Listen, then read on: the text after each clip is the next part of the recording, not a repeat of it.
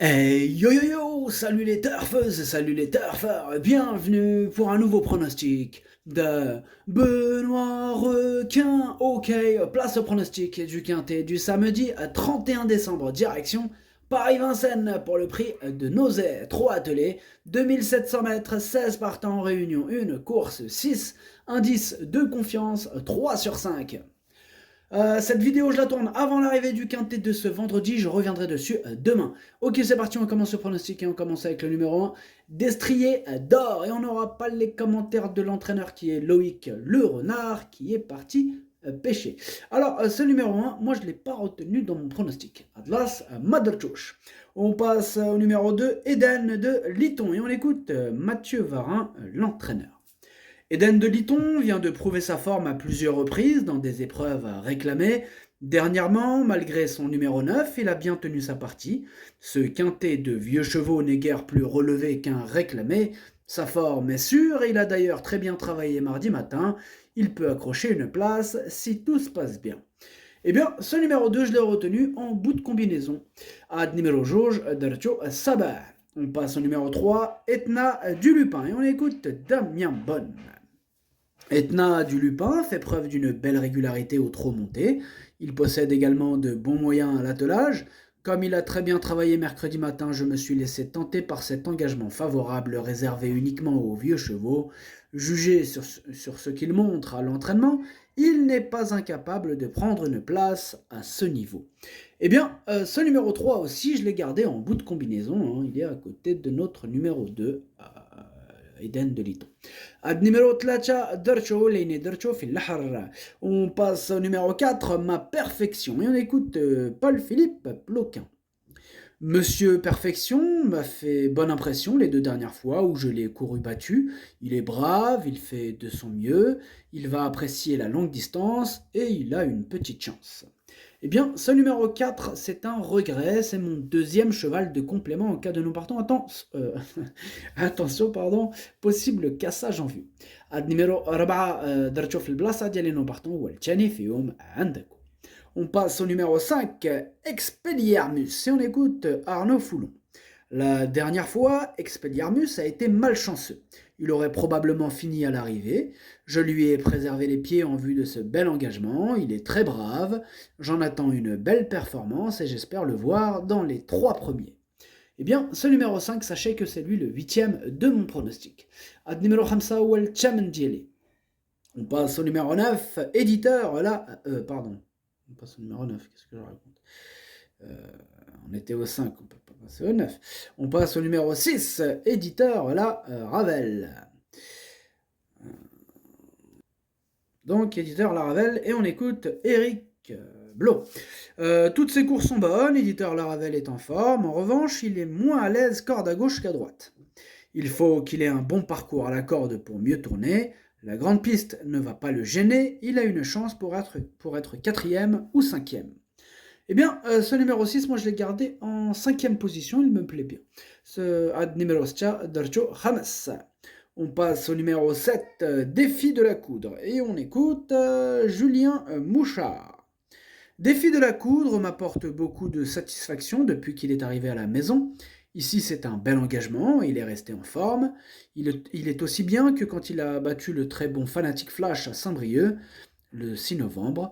C'est le parcours qui fera la différence dans ce lot homogène. S'il terminait dans les 5 premiers, je serais très content.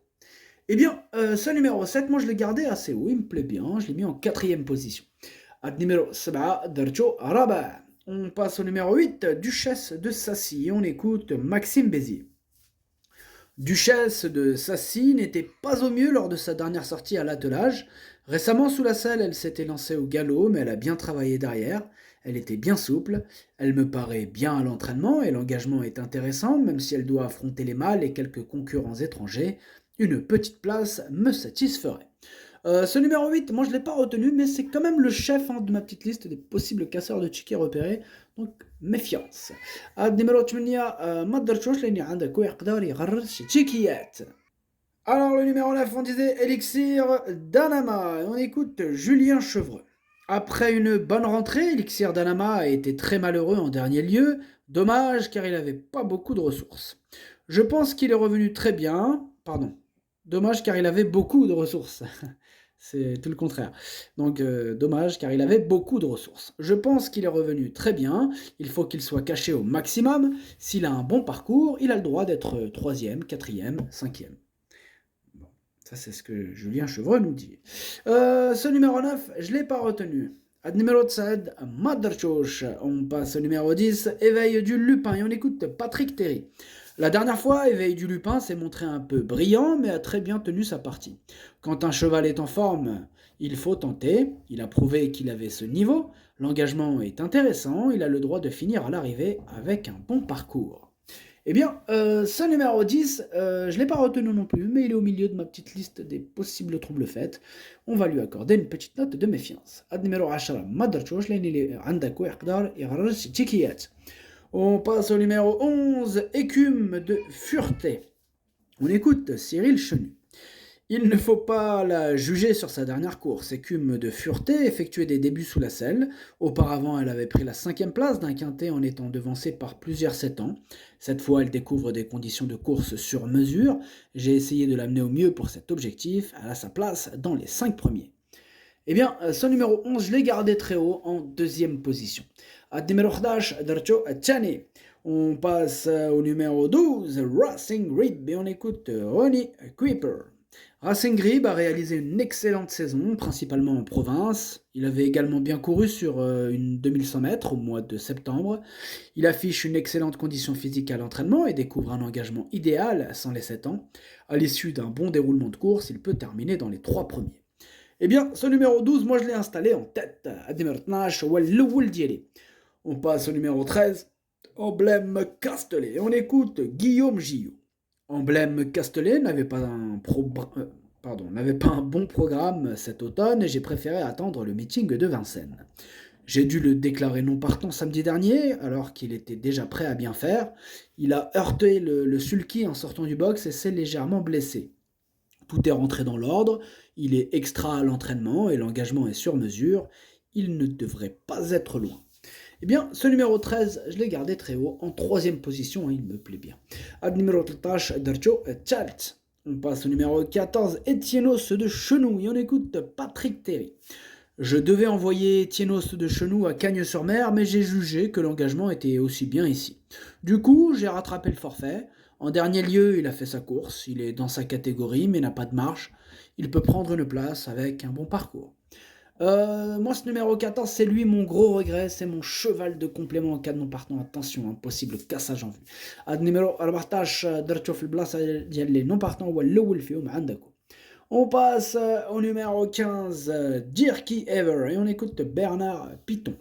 Dirky Ever vient de laisser des regrets sur les 2100 mètres, disqualifié suite à une faute au début, il a suivi très facilement ensuite. Il manque de maniabilité à l'attelage et n'a quasiment jamais réussi à se mettre en évidence dans cette spécialité. Samedi, il découvre un engagement idéal au plafond des gains. S'il se montre sage, il peut créer une surprise et prendre une place à Bellecote. Eh bien, ce numéro 15, je ne l'ai pas retenu, mais il est à l'arrière de ma petite liste des possibles troubles faits, donc attention quand même. Ad numéro 15, ما درتوش اللي عندك ويقدر يغرس تيكيات. On passe au numéro 16, Sir Henry Phil. Sir Henry, ouais, bon, Phil, ouais. P.L. On écoute Jargon Weston. Sir Henry Phil P.L. était fatigué en fin d'été, de plus il a connu un problème à un pied. Il va donc effectuer une rentrée après quasiment 4 mois d'absence. Certes, l'engagement est idéal et il a déjà bien couru à Vincennes, mais il n'est pas affûté et il a besoin de courir pour revenir au mieux. Eh bien, ce numéro 16, je ne l'ai pas retenu. Ad numéro 16, Madarchosh. Le pronostic, ça donne 12, 11, 13, 7, 6, 3, 2. Merci d'avoir suivi cette vidéo. N'hésitez pas à mettre un pouce bleu si la vidéo vous a plu. Vous aidez ainsi grandement la chaîne. Pour accéder à tous mes tickets pour la course du Quintet, rendez-vous directement en description de la vidéo. À jouer avec modération. Bonne chance. Chopez-le-moi. Ciao.